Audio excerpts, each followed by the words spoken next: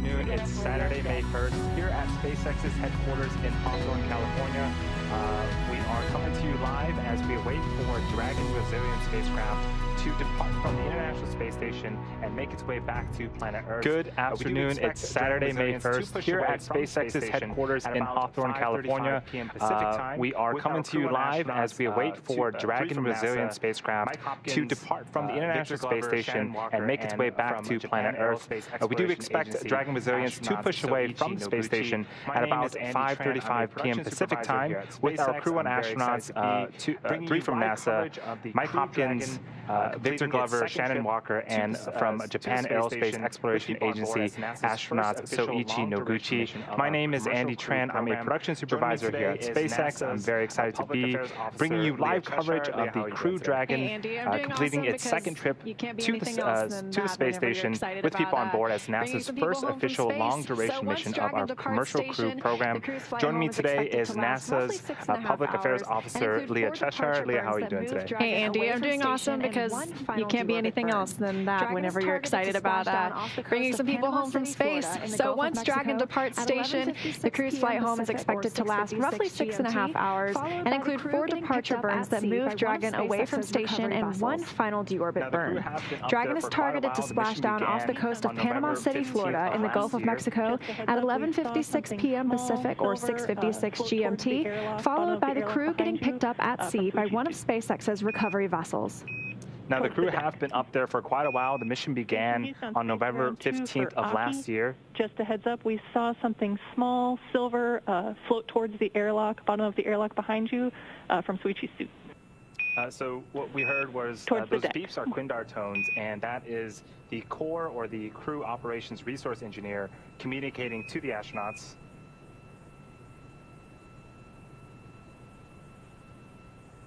So what we heard was those beeps are Quindar tones, and that is the core or the crew operations resource engineer communicating to the astronauts. Still communicating with the astronauts aboard the International Space Station, as well as we get Crew 1 suited up and back into Crew Dragon.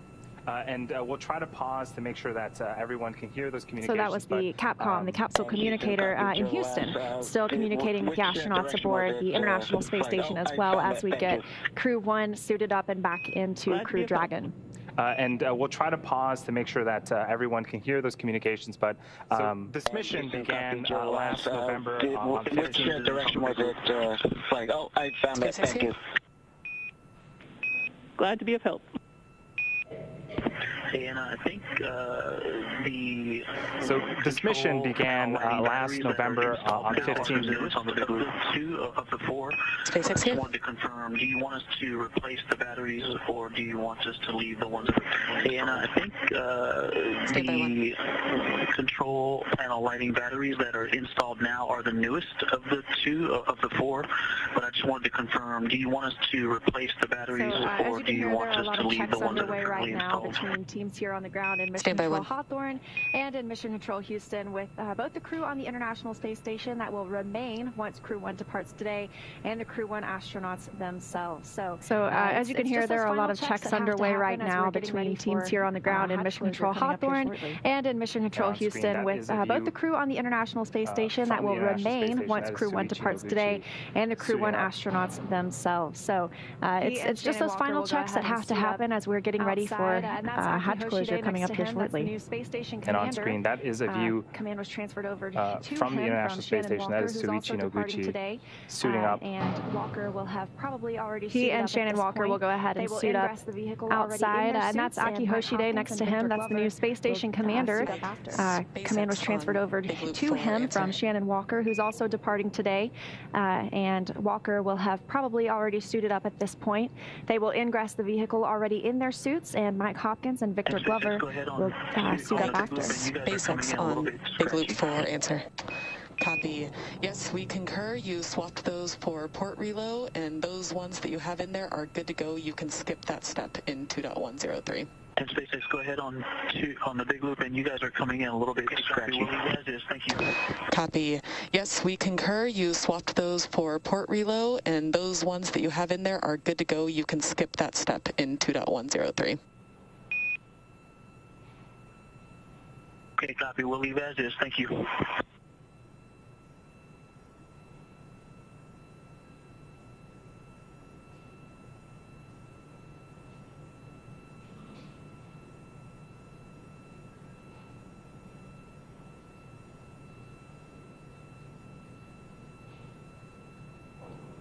So as we wait, we can see a lot of astronauts continuing to help Soichi. It looks like they're taking photos. You'll notice a lot of picture taking throughout this process. A lot of those are sent to ground to help inspect. So as we wait, we can see potential a lot of astronauts continuing to help Soichi. Looks like they're taking photos. You'll notice a lot of picture taking throughout this process. A lot of those are sent to ground to help inspect seals or potential today is currently parked. FOD that may be in hatches, but it looks like he is going up into the zenith port. And in that space where another astronaut is going right now, that is where the Dragon capsule that will depart today is currently parked. We've got some cargo stowage right there as well. Love getting those final photos with your crew members in space. The next time they'll all see each other is when through those crew members the return APAS to Earth hatch as and well. the vestibule into Dragon. I think it could probably be kind of hard to leave your friends. We've got some cargo stowage right there as well. On board with them. Love getting those final photos with your crew members in space. The next time they'll all see each other is when those crew members return to Earth as well. So I think it could probably be kind of hard to leave your friends after spending almost 6 months on board with them. And there's NASA astronaut Shane Kimbrough, who just arrived a week ago on Crew 2 mission. He's helping them complete their checks ahead of hatch closure and undocking today. Going in to see if he can help as well. And also part of the Crew 2 first European Space Agency astronaut does Thomas Pesquet Crew Dragon. with his hand on the blue rail. He's also going in to see if he can help as well. Pesquet also arrived a week ago, and he was the first European Space Agency astronaut to fly on board Crew Dragon.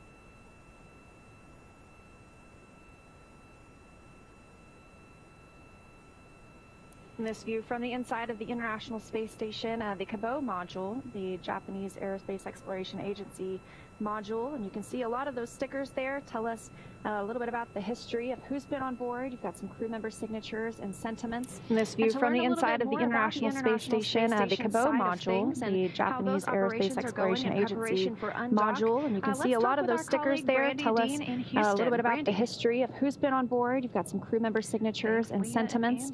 And to learn a little bit more about the International Space Station side of things and how those operations are going in preparation for undock, let's talk with our colleague Brandy Dean in Houston. Brandy. Mike Hopkins, Victor Glover, Shannon Walker, and Japan. Thanks, Leah and Andy. And we are here inside the International Space Station in Flight Control Room watching just as you guys are there in California.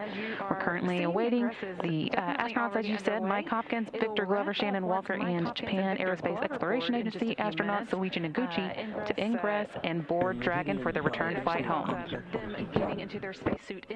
As you are seeing, ingress is definitely already underway. It'll wrap up once Mike Hopkins and Victor Glover board in just a few minutes. Ingress, let's take a look at some of the upcoming. It actually involves them getting into their spacesuit inside. We've seen Shannon Walker and Soichi Noguchi already in their spacesuit, but Victor and Mike will follow up by putting theirs on once they do board. Let's take a look at some of the upcoming milestones, not only for today's departure, but also splashdown. Between them and the International Space Station. First up, of course, at 3:20 p.m. Pacific time or 5:20 Central, we will be watching for hatch closure. Once all Dragon crew members are inside their vehicle in just a few minutes from now, they'll be able to close the hatches between them and the International Space Station. As I said, Mike and Victor will be donning their spacesuits once they are inside the Dragon, and as you saw there on the screen, those aren't the big white spacesuits you might remember from spacewalks, but the SpaceX spacesuits the crew will wear during all of the dynamic phases of flight to protect them in case of an emergency. Hatch closure. There will also be a series of leak checks on the spacecraft that will occur before the crew makes their way into their seats to strap in for undocking. At 3:25 p.m. Pacific or 5:25 Central, we'll have the APAS hatch closure. Once Dragon's hatch is closed, Shane Kimbrough, one of the space station crew members staying behind, will fix a docking target to the outside of the APAS hatch and then close it, creating a space between Dragon and the station known as the vestibule. He'll then make his way out of the pressurized mating adapter between the two vehicles and close the forward hatch on node 2 of the space station. Copy. Thanks for the status. SpaceX, this is Resilience. At 4:10. Dragon cabin configuration for departure is complete, 2.10. However, Ike is still working on the polar lockers. Are able to close the hatch. Copy. Thanks for the status. Continuing through the Dragon Commander Mike Hopkins, they're reporting that they are making their way through the different tasks and check marks that they need before they are able to close the hatch. We sent to open valves on Dragon and begin depressurizing the vestibule, essentially venting the air. Continuing through the activities coming up at 4:10 p.m. Pacific or 6:10 Central, we'll have vestibule depressurization. Once all the hatches are closed, the ground command will be sent to open valves on Dragon and begin depressurizing the vestibule, essentially venting the air inside and bringing it down close to vacuum. They'll pause at about 5 pounds per square inch for a few minutes to allow temperatures inside the vestibule to stabilize before they finish that depressurization. And then at 5:20 p.m. Central, 7:20 p.m. Pacific, 7:20 Central, we'll listen for the go, no-go call for undocking. Teams here in Mission Control Houston and in MCCX and Hawthorne will do a joint call for undocking. And for 12 hooks finally, at 5:35 p.m. Pacific, 7:35 Central, that will be the actual separation. An undocking command will be sent, followed by a few minutes for the umbilical that connects the power and data between the two spacecraft to detach, and for 12 hooks holding the Dragon in place to retract. Then 2 quick firings of the Dragon's thrusters will initiate separation, and undocking will be complete. Will back them up from the ground. As you've heard several times, Dragon's flight is intended to be NASA astronaut Shane Kimbrough is going to watch the undocking and departure from the cupola, but the prime departure monitoring role falls on the crew. Mission Control Houston will back them up from the ground. As you've heard several times, Dragon's flight is intended to be autonomous. Resilience, SpaceX, assuming that means bolt torquing is complete. You are go to complete LIO configuration, IMV teardown, and hatch closure per procedure. And Resilience, SpaceX, assuming that means bolt torquing is complete. Change out to cartridge 2. You are go to complete LIO configuration, IMV teardown, and hatch closure per procedure 2.103. You can perform a LIO changeout to cartridge 2. And when complete, then execute your instructions in your hatch closed event details, followed by suit donning per procedure 4.010. How copy? We're go to close the hatch and get into the event details. Okay, so we have a go. Pike is complete with the polar torquing, 2.103. LIO cartridge is 2, and once complete with all of that, we're go to close the hatch and get into the event details. Mission Control X and Hawthorne about the steps that are getting the Dragon ready for its departure today, and specifically the lithium hydroxide cartridge reconfiguration. Mike Hopkins again, commander of the Dragon, talking with the team on the ground in Mission Control X in Hawthorne about the steps that are getting the Dragon ready for its departure today, and specifically the lithium hydroxide cartridge reconfiguration. They'll also be working on some teardown of ducts between the two vehicles, the Dragon and the International Space Station, all leading up to that hatch closure that we're watching for. We'll switch to use control moment gyroscopes only. Here on the space station side of the activities, we're looking good. Solar arrays are locked in place, and we have good communication links. Attitude is going to remain on the United States thruster control until the time of undocking, and we'll switch to use control moment gyroscopes only. We're tracking no issues for an on-time departure. And as we get ready for that final ingress, I'll throw it back to Leah and Andy and Hawthorne. And we should probably mention Thanks so much, Brandy. And we heard several calls there, and one being that they were go for hatch closure. You can see NASA astronaut Shane Kimbrough continuing to do some work around the hatches and in that vestibule area. And we should probably mention that just before we came on air today, we heard that the weather is go in the most recent weather briefing that comes about 2.5 hours prior to undocking. So everything continues to move on the timeline here. And then there in the center of your screen, you've also got NASA astronaut Megan McArthur. She arrived with the crew members a week ago on Crew 2. Let's learn a little bit more about our astronauts that are departing today. We've got Crew Dragon Commander Mike Hopkins, who was born in Lebanon, Missouri, but grew up outside Richland, Missouri. He was selected as an astronaut by NASA in 2009. He's a colonel in the United States Air Force. Let's learn a little bit more about our astronauts that are departing today. We've got Crew Dragon Commander Mike Hopkins, who was born in Lebanon, Missouri, but grew up outside Richland, Missouri. He was selected as an astronaut by NASA in 2009. He's a colonel in the United States Air Force and holds degrees in aerospace engineering. Hopkins flew on the Russian Soyuz as a member of the Expedition 3738 crew, logging 166 days in space. He performed 2 spacewalks totaling almost 13 hours to change out a degraded pump module on the space station. And his military experience includes testing C-17 and C-130 aircraft. During this mission, he also completed 2 more spacewalks, bringing his total to 4. Next up is pilot Victor Glover. He's a native of Pomona, California. He was selected as an astronaut by NASA in 2013. Glover is a commander in the United States Navy, holds degrees in general engineering, flight test engineering, systems engineering. Outside of the bag, and that just the bag goes to Endeavor. Okay, I just want to verify that when we take LIO 2 out of the bag and install it, we then put LIO 1 in the stowage location, but outside of the bag, and that just the bag goes to Endeavor. Is that correct? That is all correct. Thomas Pesquet talking, who is off screen with Aki Hoshide. And again, that was Commander Mike Hopkins getting some clarification on some LIO checkouts. On screen is Thomas Pesquet talking.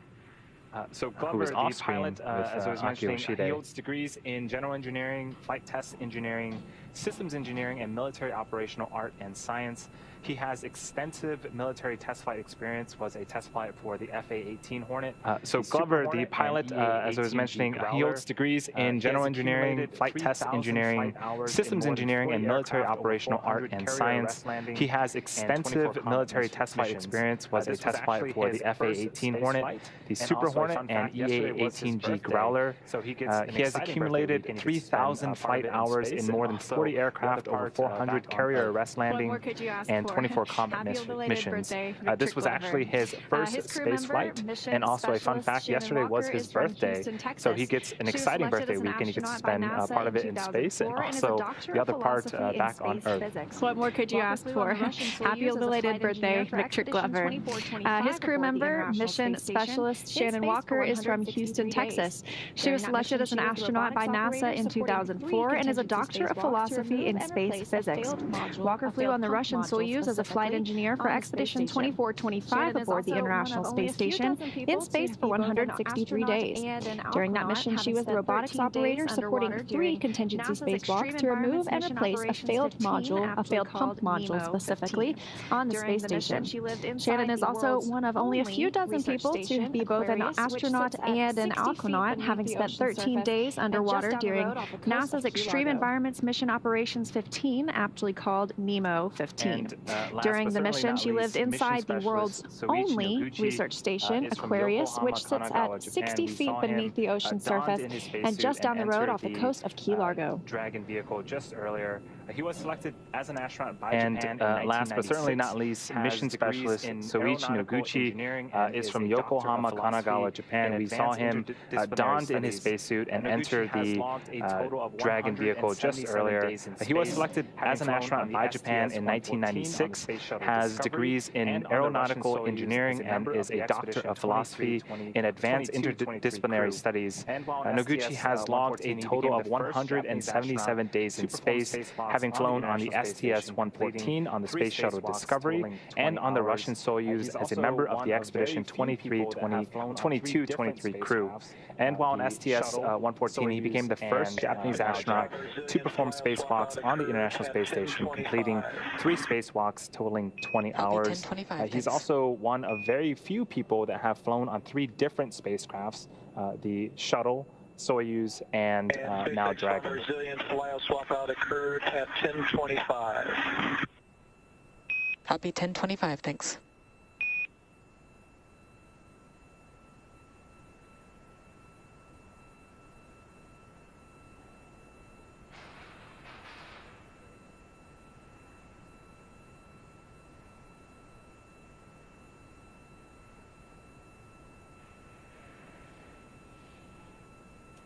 Soichi Noguchi, as you mentioned, logging 177 hours on his previous space flight, and this time he comes home. All 4 of these astronauts come home, having added 168 extra days in space. Soichi Noguchi, as you mentioned, logging 177 hours on his previous space flight, and this time he comes home. All 4 of these astronauts come home, having added 168 extra days in space. For LIO time clarification. Can you confirm we copied correctly?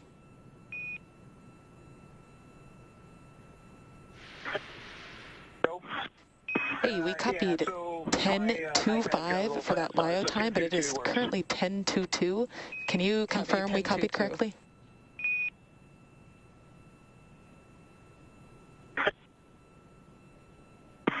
Yeah, so my iPad got a little fast on it, so 10:22 works. Being switched out. So we mentioned they're coming home with 168 days in space, these 4 crew members, and once they splash down, they will be breaking a record from the set by the final Skylab crew. Discussing those lithium hydroxide canisters being switched out. So we mentioned they're coming home with 168 days in space, these 4 crew members, and once they splash down, they will be breaking a record from the set by the final Skylab crew of 84 days, 1 hour, and 15 minutes in space by an American crewed spacecraft, and that was in February 1974. So just another first for Crew 1. On the space station side. The crew is continuing to ingress the Dragon. The next major event coming up as they continue to do checkouts is Dragon hatch closure, followed by the APAS hatch closure on the space station side. Communications, data, and we heard that Shannon Walker and Soichi Noguchi, we saw they were already in their suits prior to ingressing Crew Dragon. So they were able to get in their seats and plug in those umbilicals, which are part of the suits that allow for communications, data, and air as well to flow into the suit. Looks like they might be getting some Mike Hopkins and Victor Glover, you can see inside the capsule, getting our first look of the day inside Crew Dragon Resilience. Victor Glover there at the top of your screen. He and Hopkins will suit up shortly. Looks like they might be getting some final pictures. The hands that you see closest to your screen, that is from astronaut Shannon Walker. Again, the mission specialists don their suits before ingressing. Commander Mike Hopkins and pilot Victor Glover will don their suits after hatch closure. The hands that you see closest to your screen, that is doing just that, closing that from astronaut Shannon Walker. Again, the mission specialists don their suits before ingressing. Commander Mike Hopkins and pilot Victor Glover will don their suits after hatch closure. And it looks like they were just doing just that, closing that forward hatch. So what Mike and Victor are wearing are essentially comfort garments. It's like athletic wear that they will wear underneath their suit.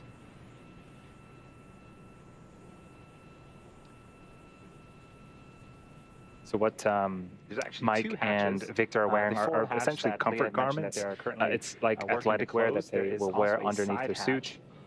That later on, after splashdown, that's where they will egress from, and that's the same hatch that they used to ingress when they were launching. There's actually 2 hatches. The forward hatch that Leah had mentioned that they're currently working to close. There is also a side hatch that later on, after splashdown, that's where they will egress from, and that's the same hatch that they used to ingress when they were launching back in November last year. The view on your left from the International Space Station side of the operation. Copy, hatch closed. Not only does that Dragon hatch have to be closed, the APAS hatch has to be closed as well. crew member Shane Kimbrough will be... Hatch is closed, so we're going to go ahead and unplug. Copy, hatch closed. Cabin mic. Copy, sounds good. And for your awareness, we do plan to do a short nitrox injection following hatch closure you do to have slightly bump cabin pressure. Good comm check with suited subjects, so we're going to go ahead and unplug the cabin mic. Copy, sounds good. And for your awareness, we do plan to do a short nitrox injection following hatch closure to slightly bump cabin pressure. The space station was flying 269 statute miles over the South Pacific Ocean.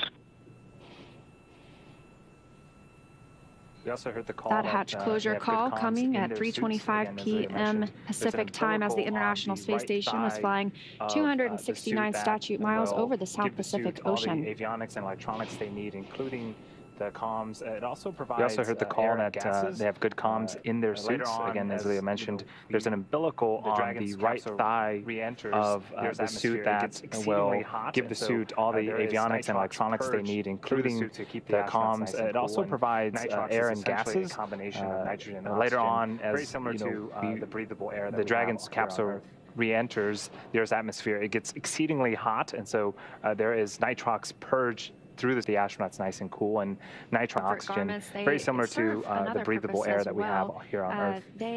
If you're familiar with compression socks, it's sort of a similar thing. They're orthostatic garments that these help the crew, we were talking a little bit about those comfort garments. They serve another purpose as well. If you're familiar with compression socks, it's sort of a similar thing. They're orthostatic garments that 6 months in space. These help the crew. They're sort of compression pants and squeeze their legs.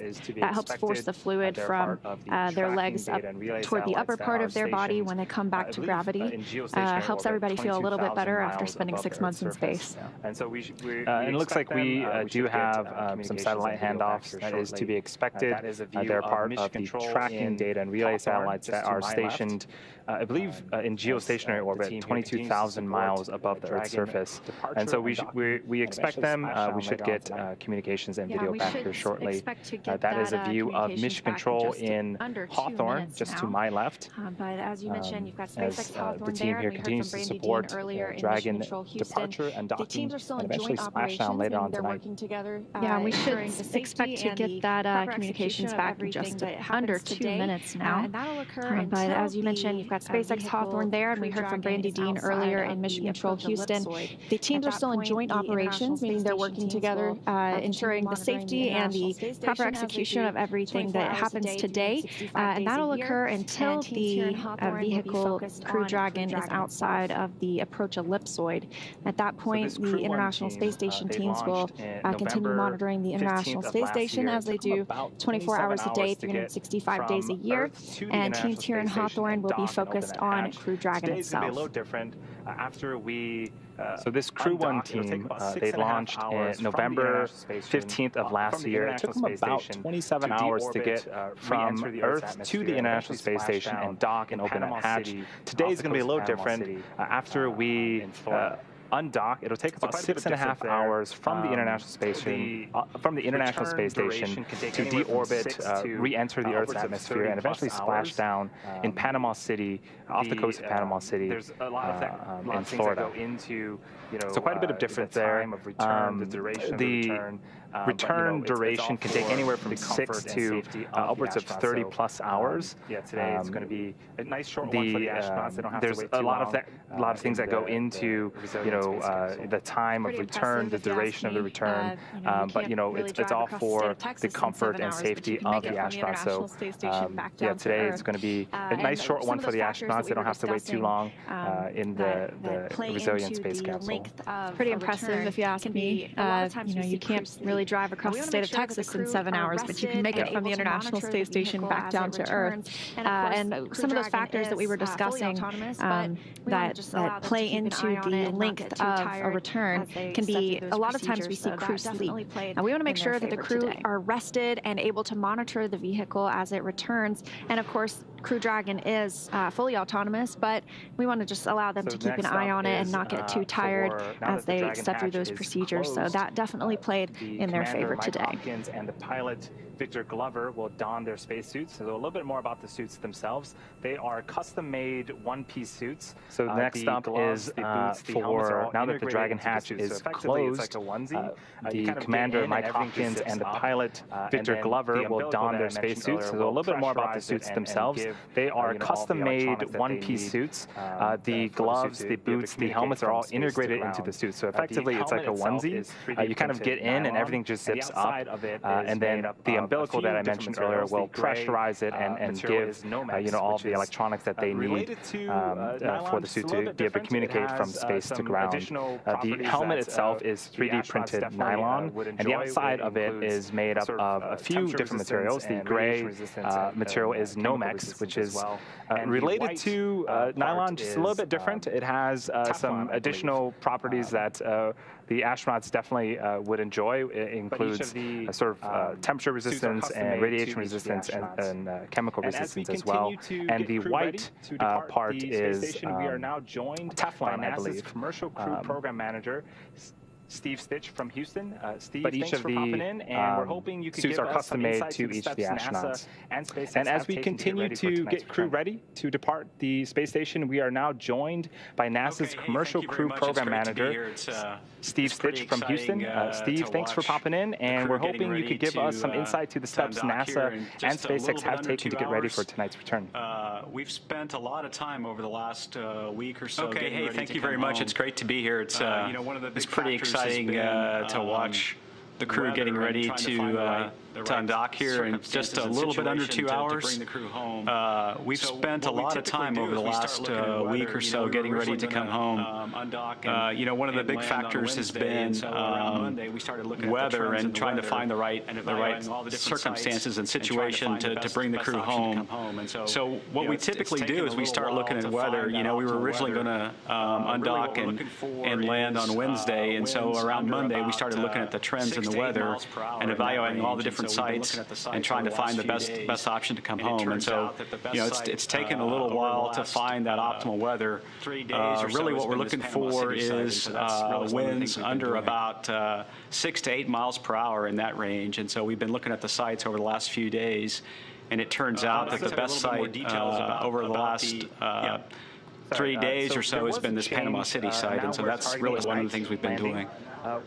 Which will be another first for Dragon with crew. So how have the teams sort of? I can tell you a little bit more details about the make sure that this night landing. Sorry, so there was a change. Now we're targeting a night landing, which will be another first for Dragon with crew. So how have the teams sort of changed and anticipated in order to make sure that this night landing goes successfully? Day or night.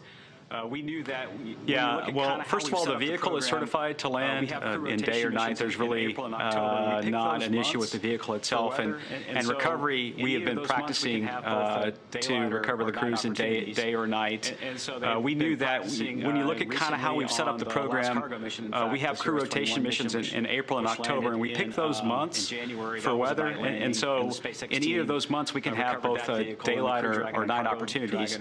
And so they've been practicing recently on the last cargo mission. In fact, the CRS-21 mission, which landed in January, that was a night landing, and the SpaceX team recovered that vehicle, and the Crew Dragon and Cargo Dragon are very much identical. So we've been getting ready for this opportunity. And the primary switch was really for the weather. Right now the weather forecast for this particular landing is winds on the order of about 3 miles per hour, and the sea states are about 1 foot. So I got some pictures today from the ship and the recovery ship, and the water looks just like glass. And so when we were looking at opportunities and we debated this switch tonight very carefully, one of the big considerations was the weather was so good and so benign. So we're putting the crew and the vehicle down in very benign winds and very benign waves, and so that's best for the crew and best for the vehicle. And then when we looked at the night opportunity, it turns out that we'll have quite a bit of moonlight. We'll have a few high clouds, maybe around 22,000 feet, but they'll be very thin, and so we'll have a good moonlight out in that area as well. And then, the ships have lots of lighting and lots of night capability. And so the fast boats from the SpaceX Go Navigator ship will go out, and they'll be at the capsule in about 10 minutes after splashdown. So when we weighed all those options, it just looked like this was the best time to come home, the best opportunity. When we looked at the winds for most of the week at these daytime opportunities, the winds were pretty high. And so, after we talked about it for several days, we convinced ourselves, hey, the right thing to do is bring the crew home. In this night opportunity, the vehicle and the recovery team are certified to go do that operation. We talked it over carefully with the SpaceX recovery team, and they're ready to go. And in fact, the ship's out there on position right now, ready for the recovery. Well, thanks so much for the time, Steve. Do you have any final thoughts before we let you get back to the operations? No, I would just say we're excited about the return. Entry is always a nervous time for me and others at NASA. I'm really excited for the landing. I'm very proud of the teams that worked so hard on this mission for all these months while the crew was on station and preparing for that mission.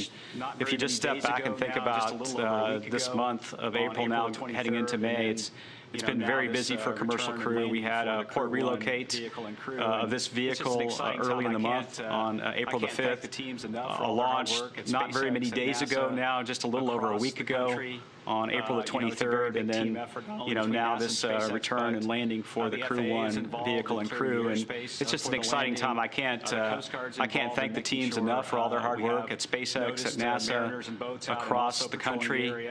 It's a very big team effort, not only between NASA and SpaceX, but the FAA is involved in clearing the airspace for the landing. The Coast Guard's involved in making sure we have noticed mariners and boats out and also patrolling the area. The Federal Communication Commission looking at the reentry and communications. And then finally, the Department of Defense, Detachment 3, in the event of a contingency, they're available to go do a worldwide rescue of the crew. And so we have a great team. We're ready to go, and we're well practiced. And so we're looking forward to landing this morning. A nighttime splashdown. The sea states are pretty much. Again, that was Steve Stitch, NASA's Commercial Crew Program Manager, giving us some additional details on the road to Crew 1's departure this evening. It is excellent news that although it is a nighttime splashdown, the sea states are pretty much ideal conditions with very little winds and very small waves. Now that Dragon's Hatch is closed, the crew is preparing to depart. We're going to take a short break before we get ready for undocking. Our live coverage will pick up at 5:15 p.m. Pacific time, about 15 minutes before the undocking command is sent and Dragon gets to physically separate from the station. And you've got a view on the right-hand side of your screen of Crew Dragon still attached to the station, and everyone is now in their suits. Not fully zipped just yet, but everything continues to progress. And once we undock, we'll stay live with you the entire time until Dragon splashes down off the coast of Florida on target for Saturday, May 1st at 11:57 p.m. Pacific time or 6:56 GMT on Sunday. So don't go anywhere. We will see you soon as Crew 1 gets ready to depart the International Space Station. It's installed it not too long ago, so I assume it was done by procedure correctly, but we'll see.